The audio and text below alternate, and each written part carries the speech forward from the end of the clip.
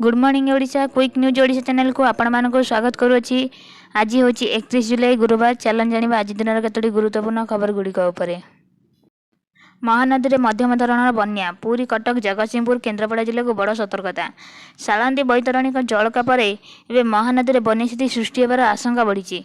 मुंडली निकट में वर्तमान प्राय 8,28,000 क्यूसिक पानी प्रवाहित होउची। एहार प्रभाव में महानदी में विभिन्न शाखा नदी में बन्या जल प्रवेश आरंभ होउची। पुरी जगतसिंहपुर केन्द्रापड़ा कटकर बांकी अंचल में बन्यार प्रभाव पड़िपारे बोली आशंका कराଯାଇଛି। विशेषकर पुरीर कणास डेलांग और ब्रह्मगिरी निमापड़ा अस्तरंग गोप जगतसिंहपुर कुजांग त्रितोल बालिकुदा एरसमा और केन्द्रापड़ार गर्दपुर आदि अंचल अधिक प्रभावित होइपारे। जलसंपदा विभाग सर्वोच्च यंत्री दिलीप राउतों सूचना अनुसार वर्तमान हीराकुद जलभंडार जलस्तर 620 फुट रही। तलमुंडे बन्या परिस्थिति थिबारु अधिक गेट खोल जाए नहीं। परिस्थिति सुधुरिले परवर्ती समय आवश्यक अनुसार गेट खोल। प्रशासन पक्षर समस्त प्रस्तुति सरिथिबा बेले अभिज्ञ अधिकारी माने बन्या परिचालित दायित्व दिया जायछि। आसंता 24 घंटा पर्यंत बन्या परिस्थिति जारी रहिपारे बोली सतर्क करा जायछि। एलपीजी ग्राहक आसबार बड़ खुशी खबर। इंडियन ऑयल आरंभ करिछि नुआ इंडियन एक्स्ट्रा लाइट नाव सेवा। यह दिन 10 किलोग्राम हालुका कंपोजिट एलपीजी सिलिंडर बुकिंग कले मात्र 4 घंटा मध्य घर डेलीवरी मिल। सिलिंडरटी कलंकी मुक्त और स्वच्छ होइथारु भितर केते गैस अछि ताहा जणा पड़ि परियो।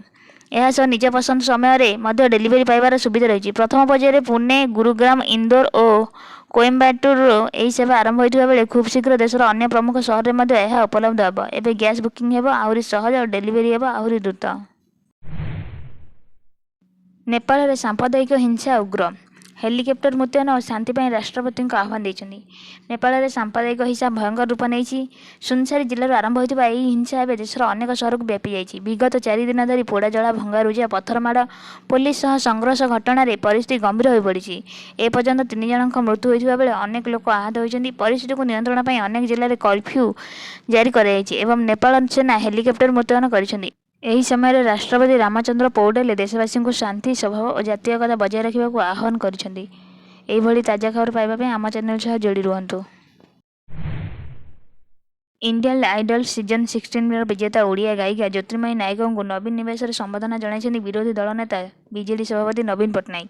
यही अवसर में से ज्योतिर्मयी को उत्तरीय और पुष्पगछ प्रदान कर उज्जवल भविष्य शुभेच्छा जनाई। नवीन कहते ज्योतिर्मयी निजर सुमधुर कंठ और कठिन परिश्रम बल समग्र देश में ओडिशार नाम को गौरवान्वित कर सफलता नहीं समग्र ओडिशा खुशीर माहौल सृष्टि होइछि।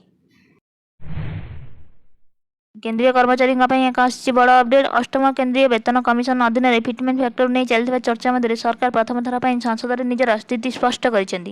सरकार कहते अष्टम वेतन कमिशन एक स्वाधीन संस्था। यह निजर टर्म्स ऑफ रेफरेंस अनुसार कार्य कर। कमिशनर बैठक परामर्श विचाराधीन प्रस्ताव विषय सरकार को सूचना देवा कौन आईनगतता बाध्यता नुहे। यह सहित कर्मचारी संघगुड़िकर फिटमेंट फैक्टर बढ़ावा दाबी उपर सरकार कौन टिप्पणी देना। अन्य पक्षे कर्मचारी संघगुड़िक फिटमेंट फैक्टर को 2.57 और 3.83 करने दाबी करुँच। यह लागू हेले सर्वनिम्न मौलिक दरमा 18,000 टंका बढ़ी प्राय 69,000 टंका हो पारे बोली कहुई। तेबे वेतन कमिशन चूड़ांत सुपारिश आसिबा पर ही एही प्रसंग में स्पष्ट चित्र सामना को आसिबो। पोलैंड में खसला क्षेपणास्त्र। यूरोप में पुणी बढ़ी उत्तेजना। पोलैंड सीमा भितर एक क्षेपणास्त्र खसी पड़ा पर सृष्टि होइछि एक विराट गर्त।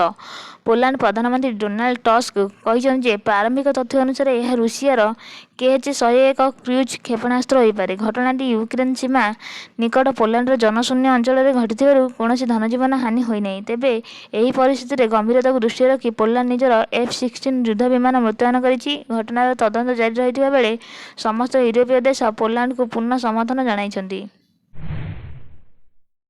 देश में E20 पेट्रोल को नहीं चर्चा जोर धरी। पेट्रोल में 20% इथेनॉल मिसा जाउथिले पेट्रोल दाम कहीं कमुना। यह अनेक ग्राहक माइलेज कमुवा अभियोग करुँच। सब प्रश्नर उत्तर दे केंद्र सरकार संसद में स्पष्ट कर E20 उद्देश्य पेट्रोल दाम कमाइबा नुहे बरम देश ऊर्जा सुरक्षा को शक्तिशाली करने विदेशी अशोधित तैल उपर निर्भरशीलता कमाइबा। सरकार कहवा अनुसार इथेनॉल पशु सस्ता नुहे। चाषी को उचित मूल्य देवाई मकार प्रस्तुत इथेनॉल प्राय 71.86 टंका प्रति लिटर दर में किणा जाउछि। एथिरे जीएसटी परिवहन और स्टोरेज खर्च अलग अलग।